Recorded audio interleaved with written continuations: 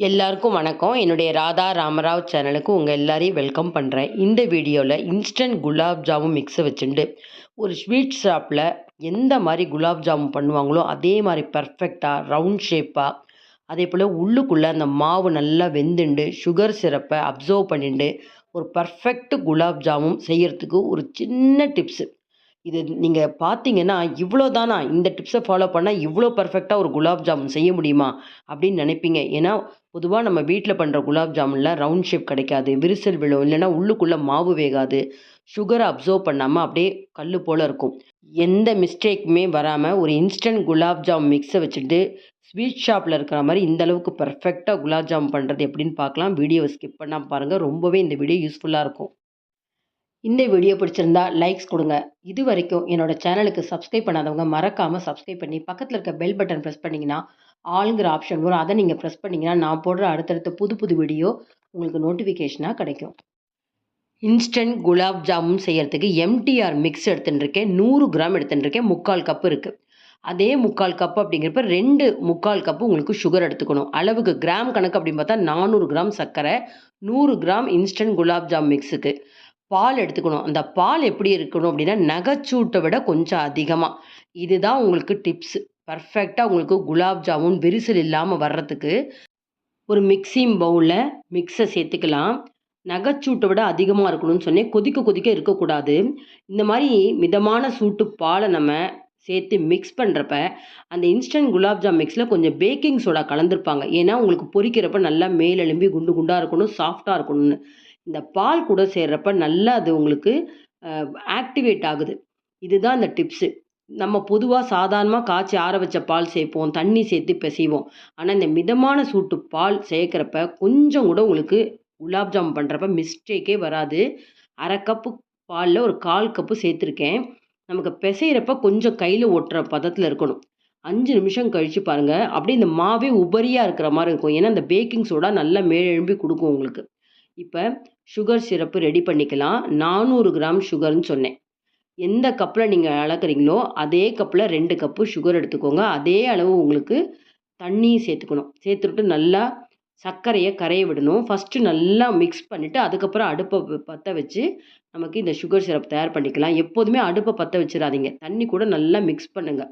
Mix பண்ணிவிட்டு அதுக்கப்புறம் நம்ம அடுப்பை பற்ற வச்சோம்னா கரெக்டாக இருக்கும் இந்த சுகர் சிரப்பு உங்களுக்கு ரெடி ஆகிறதுக்கு. இப்போ பாருங்கள் நல்லா கரைஞ்சி கொடுத்து வடிகட்டணுன்னா கூட நம்ம வடிகட்டிக்கலாம். இப்போ கொஞ்சம் ஏலக்காய் பொடி சேர்த்துக்கிறேன். சேர்த்துட்டு நம்ம இதை அடுப்பை நிறுத்தி மூடி வச்சுடலாம். சூடு அப்படியே இருக்கட்டும். இப்போ ஆயில் வச்சுருக்கேன். வச்சுட்டு ஸ்லோவில் வச்சுருக்கேன். இப்போ நம்ம என்ன உருட்டலை இன்னும் குலாப் ஜாம் மிக்ஸு. ஒரு தட்டில் நெய் தடவிக்கலாம். ஏன்னா நான் உருட்டுற அந்த குலாப் ஜாம் மிக்ஸ் வந்து ஒட்டாமல் திருப்பி எடுக்கணுங்கிறதுக்காக. மாவு பாருங்கள் நம்ம பிசைஞ்சதை விட இப்போ அதிகமாக இருக்குது பாருங்கள்.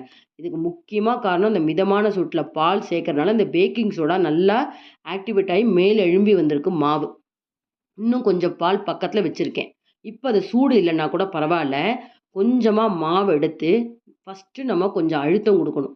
அழுத்தம் கொடுத்துட்டு அதுக்கப்புறம் இந்த ஷேப்பு வரணும். இந்த மாதிரி நம்ம உருட்டுறப்ப விரிசல் இருக்கான்னு பாருங்கள். இங்கே பாருங்க, விரிசல் இருக்குது. ஒரே ஒரு டீஸ்பூன் திரும்பவும் நான் பால் சேர்த்துக்கிறேன். பாருங்கள், 1 டீஸ்பூன் தான். நல்லா திரும்பவும் பிசைஞ்சிட்டு இப்போ திரும்பவும் உருட்டி காமிக்கிறேன். ஏன்னா இதெல்லாம் சின்ன சின்ன மிஸ்டேக் நமக்கு வர்றதுக்கு சான்சஸ் உண்டு. இப்போ திரும்பவும் கொஞ்சமாக நான் மிக்ஸ் எடுத்துக்கிறேன்.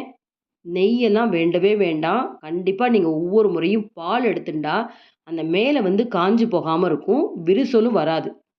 ஃபஸ்ட்டு நம்ம அழுத்தம் கொடுத்து உருட்டிக்கணும். அதுக்கப்புறம் லைட்டாக உருட்டிங்கன்னா அந்த ஷேப் மாறாமல் இருக்கும். கொஞ்சம் கூட எங்கேயுமே கிராக் இல்லை. இந்த மாதிரி நான் ஒரு 7, 8 உருண்டையை வந்து உருட்டி வச்சுக்கிறேன். எல்லாமே நான் உருட்டி அட் அ டைமில் போட போகிறதில்ல. கொஞ்சமாக எண்ணெய் எடுத்துக்கிறதுனால 2 முறையாக நான் உருட்ட போகிறேன். இந்த பாருங்கள், ஃபஸ்ட்டு நல்லா உள்ளங்கையில் அழுத்தம் கொடுத்து மாவை நல்லா உருட்டிட்டு அதுக்கப்புறம் நல்லா மேலே போலாக அந்த ஷேப் வரா மாதிரி ஃபஸ்ட்டு அழுத்தம் கொடுக்கணும். அதுக்கப்புறம் அழுத்தம் கொடுக்காம அந்த மேலே வந்து விரிசல் இல்லாமல் அப்படி உருட்டணும், அவ்வளோதான்.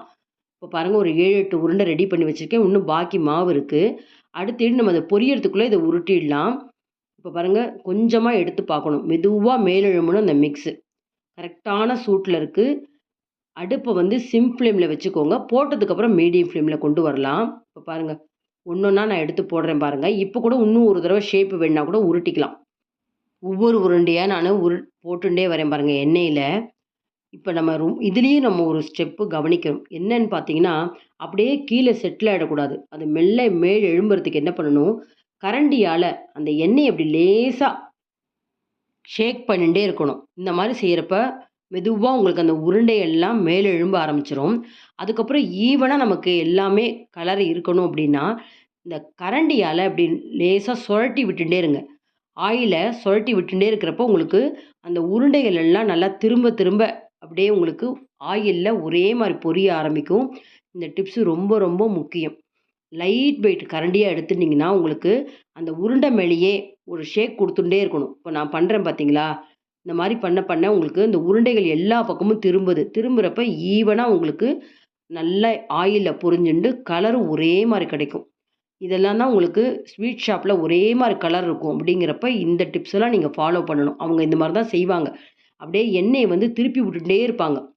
அப்படியே நம்ம போட்டுட்டு ஒரு 2, 3 நிமிஷம் பேசாம இருக்க மாட்டாங்க. இது பாருங்க ஒரே மாரி கலர். ஒண்ணு கூட விரிசல் இல்ல பாருங்க. நான் க்ளோஸ் அப்ல காமிக்கிறேன். ஒண்ணு கூட விரிசல் இல்ல. அவ்வளோ அருமையா கிடைச்சிருக்கு பாருங்க. இத அப்படியே எடுத்து நம்ம ஒரு டிஷ்யூ பேப்பர்ல போட்டு ஒரு 1 நிமிஷம் இருக்கட்டும். 1 நிமிஷம் கழிச்சு நம்ம அந்த சுகர் சிரப்ல சேர்த்துக்கலாம். அடுத்தது 2வது ஈடு நான் போட்டுன்ருக்கேன். ஒரு 7, 8 உருண்டை திரும்பவும் கிடைச்சிருக்கு. இந்த 100 கிராமுக்கு கிட்டத்தட்ட ஒரு 17, 18 குலாப் ஜாமுன் கிடைக்கும். நான் ஓரளவு மீடியமா போட்டிருக்கேன். ரொம்ப சின்னதாவும் இல்லாம, ரொம்ப பெருசாவும் இல்லாம. இந்த 2வது முறையும் நான் காமிக்கிறேன் பாருங்க. 1 கூட விரிசல் வரல. 2 ஈடுமே நான் உங்களுக்கு காமிக்கிறேன். இங்க பாருங்க. திரும்பவும் அதே மாரி கரண்டியால சுத்தி வர நம்ம கிளறணும். அதேபோல மேலேயும் அந்த கரண்டியால திருப்பி விட்டுட்டே இருங்க. நீங்க நினைக்கலாம் இது உடைஞ்சு போயிடுமோ! இந்த மாரிலாம் நீங்க செய்யறப்ப அப்படின்னு. நம்ம கரெக்ட்டா பெசஞ்சிருக்கணும். ரொம்ப கரண்டிய போட்டு அழுத்தாம அப்படி மேலாக ஷேக் பண்ணிட்டே இருக்கணும். அவ்வளதான். இந்த டிப்ஸ நீங்க அவசியம் ஃபாலோ பண்ணுங்க. பால் மிதமான சூட்ல பாலும் இருக்கணும். அதே சமயத்தில ஒரே நிறமா கிடைக்கணும்னா இந்த டிப்ஸ ஃபாலோ பண்ணுங்க. இப்போ 1 நிமிஷம் கழிச்சு சூடா இருக்கிற சுகர் சிரப்ல முதல் இடு போட்டாச்சு. இப்ப அடுத்த இடும் கலர் வந்துன்னு இருக்கு பாருங்க. இன்னும் டார்க்கா வேணும்னு கூட நீங்க தாராளமா இன்னும் கொஞ்சம் கலர் வர வரைக்கும் வெயிட் பண்ணலாம். இதுவுமே பாருங்க. ஈவனா ஒவ்வொரு உருண்டையும் எல்லா பக்கமும் ஒரே நிறமா இருக்கு. விரிசலும் வரல. இப்ப இதையும் நம்ம சுகர் சிரப்ல சேர்த்துடலாம்.